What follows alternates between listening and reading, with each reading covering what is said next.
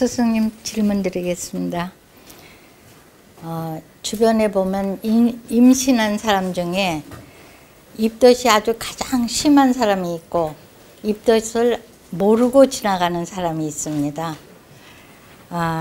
이런 경우에 임산부의 체질에 문제가 있는지, 그렇지 않으면 아이와의 관계에서 인연의 관계인지 이것을 알고 싶어서 질문을 드리고, 만약에 인연관계에서 오는 문제라면 임산부는 어떤 노력을 해야 그 인연관계를 잘 정리해 갈 수 있는지 질문 올립니다.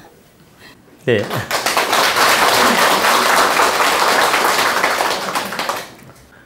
여러분, 입덧한 분 손들어 보십시오. 임신했을 때. 아니, 괜찮아. 솔직하게 들으셔도 돼요.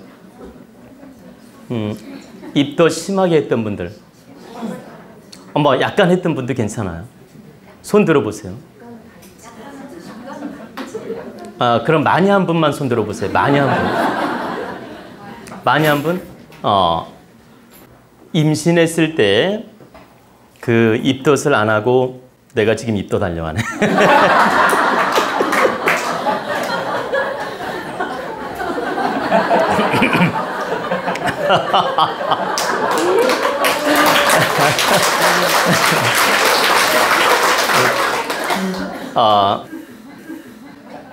입덧 얘기가 나오니까 내가 입덧 하려고 합니다, 지금. 우리가 이렇게 해야 한 분 웃지요, 그죠? 근데 이제, 임신했을 때 입덧을 심하게 많이 하는 분도 있고, 또 약간 하는 분도 있고, 전혀 안 하는 분도 있는데, 입덧을 하는 원인을 들여다보면 체질적인 기운이 70%입니다. 그러니까 우리가 태음인, 태양인, 소음인, 소양인 이렇게 이 체질별로 입덧을 많이 하는 분, 또 적게 하는 분, 또 이 사상 체질을 떠나서도 아주 민감한 그 반응을 보이는 체질들이 있습니다. 이 사상 체질에서도 나타나는 현상도 있고, 이 사상 체질을 떠나서 그 임신을 했을 때 민감한 반응으로 나타나는 그 체질들이 따로 있다. 그래서 입덧이 심한 것은 70%가 그분들의 체질에 따라서 나타나는 반응이다. 그리고 30%는 그 아이의 성향을 나타내고 있습니다. 여러분들이 한번 잘 생각해 보세요. 임신했을 때 아이가 입덧을 심하게 한 아이들 태어난 성격을 한번 들여다보자고요.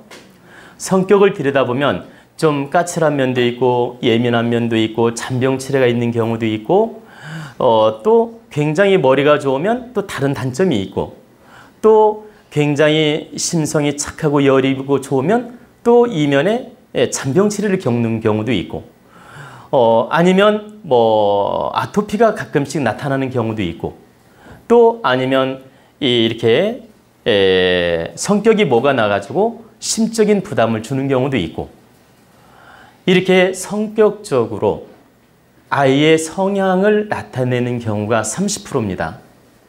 그러니까 여기서 꼭 알아두셔야 될 건, 입덧을 하면 우리 아이가 다 문제가 있다 이렇게 오해하시면 안 됩니다. 체질적으로 엄마의 그 성향에 의해서 입덧은 70%가 나타나고, 아이 성격하고 관계없이, 그리고 30%는 아이 성격, 민감한 기질에 따라서 또 나타나는 경우도 있다라는 겁니다. 근데 여기서 꼭 아셔야 될 건, 엄마 체질이 입덧을 심하게 하는 체질이면 엄마가 스트레스 받죠? 안 받아요? 받아요? 받으면 즉 아이한테 스트레스를 주고 있는 겁니다. 생각해 보세요.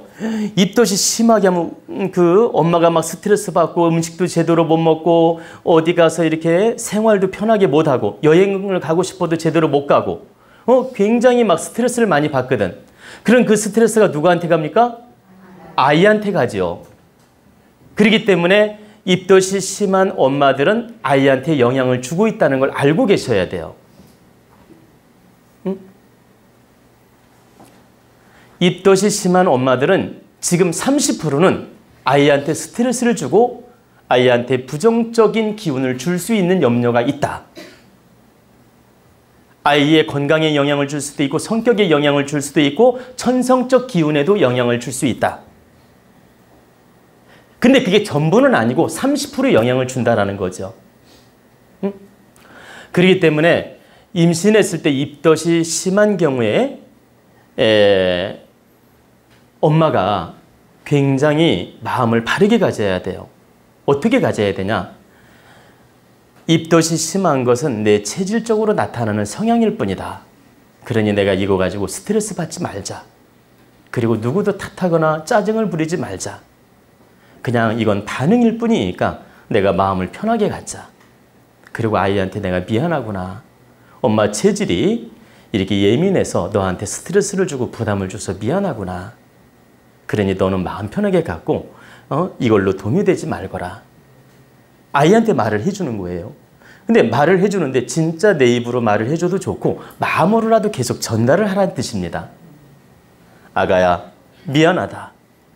엄마 체질이 이러하고 성향이 부족해서 너한테 이런 부담과 스트레스를 주니 이런 스트레스 받지 말고 이렇게 뱃속에서 편하게 잘 자라거라. 그리고 너는 이 엄마의 부담을 절대 느끼지 말거라. 응? 그러니까 너는 엄마의 이 스트레스 부담을 절대 받지 말거라. 이건 하나의 체질 현상이니까 걱정하지 말거라. 이렇게 말을 해주고 마음으로 뜻을 전하는 겁니다. 그러면 너무 놀랍게도 아이가 다 알아들어요. 알아들으면서 편안해집니다. 다시 말하면 입덧을 하더라도 아이가 그렇게 스트레스를 안 받는다. 그리고 아이가 태어났을 때 천성이 정말 착하고 모남이 없어요. 그리고 머리도 좋고 엄마의 그 가르침을 받아들여서 아이가 굉장히 지혜롭게 태어납니다. 그래서 여기 계신 어머니들이 입덧한 분이 많은데 앞으로 며느리들이 결혼해가지고 입덧을 하거들랑 이 교육을 반드시 시켜야 돼요. 이건 체질 현상이니까 걱정하지 마라. 그리고 아이한테 말을 그렇게 해줘라. 놀라지 말라고. 근데 실제 입덧을 많이 하면 아이가 중간중간에 계속 놀라고 있는 거예요. 스트레스를 받고 있는 것이고. 그래서 아이가 성격이 예민하거나 모남이 생기거나 어떤 장단점이 나타나는 겁니다. 근데 이게 100%는 아니지만 30%는 반드시 그 증세가 있어요. 그래, 입덧이 심한 아이들 통계를 내보면 다 약간씩 모남이 있다. 그래서 여러분들이 이 입덧을 하는 건 체질 현상이고 자연 현상이기 때문에 크게 두려워할 건 없다. 그러나 아이한테는 스트레스 주고 부담 주는 행위다. 그러므로 입덧을 할 때는 아이한테 스트레스 주지 않도록 계속 마음가짐을 바르게 갖고 바르게 태교를 해야 된다. 아이가 스트레스 최대한 받지 않도록 대화를 하라는 얘기입니다. 그렇게 해서 태교를 잘한 다음에 아이를 낳으면 입덧을 아무리 심하게 했어도 아이가 절대 후유증이 없고 그 입덧으로 인한 어떤 단점이 없다. 이게 바로 입덧을 하는 어머니들의 마음 자세입니다. 그래서 우리 기존의 어머니들이나 앞으로 며느리, 딸들 임신하게 되면 이런 법을 잘 가르쳐줘야 됩니다. 그래야만이 입덧으로 인한 피해라든가 후유증이라든가 또 아이에 대한 영향력이라든가 이런 게 없어집니다. 그래서 우리가 태교를 할 때 입덧이 없고 편안한 엄마들이 태교를 잘할 수 있을까요? 입덧이 심한 분들이 태교를 잘할 수 있을까요? 그럼 답은 나왔죠? 입덧을 안 하고 편안하면 태교하기가 얼마나 쉬워요. 그러니까 자연적 아이가 편안하게 태어날 가능성이 많은 거고 입덧이 심한 사람은 신경이 예민해지고 남편한테 불만도 많고 막 짜증도 많이 내고 그러거든. 그만큼 태교가 어렵다는 증거예요. 그래서 입덧이 심할수록 우리가 더 태교에 신경을 써야 된다. 그리고 놀라운 사실은 이건 통계입니다. 임신했을 때 아이가 그냥 아주 편안하고 이렇게 엄마가 잠도 잘 자고 밥도 잘 먹고 즐겁고 이렇게 입덧도 안 하고 이렇게 편안하게 낳는 아이들은요. 보면 대부분 아이들이 유순하고 문제가 없어요. 현재까지 통계를 내보면 대부분이 다 그래요. 그리고 무엇인가 임신했을 때 자극을 받았을 때 아이들이 문제점이 나타나고, 그리고 여기서 덧붙여 말씀드리고 싶은 건 임신했을 때 시부모에 대한 불만을 갖든 친척에 대한 불만을 갖든 남편에 대한 불만을 갖든 막 원망 많이 하고 스트레스 많이 받고 싸움질 많이 하고 아이를 낳잖아요. 아이 성격이 대부분 뭐가 나요? 그래가지고 아이가 커서 정말 이 스트레스 받은 걸 그대로 엄마한테 보여줍니다. 그러면 아이가 알고 일부러 보여주는 건 아니지만 무의식 세계에서 이미 스트레스 받은 걸 그대로 돌려주는 거예요. 엄청나게 무서운 얘기죠.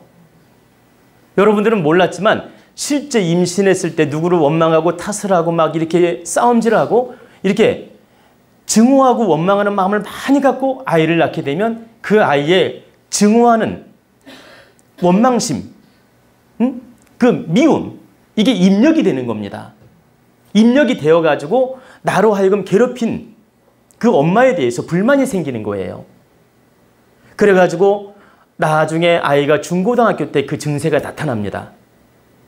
심한 경우 결혼해서라도 나타나요. 그게 왜 그러냐? 무의식 속에서 받은 것이 저장되어 있는 거예요. 그래가지고 성장하면서 나타나는 겁니다.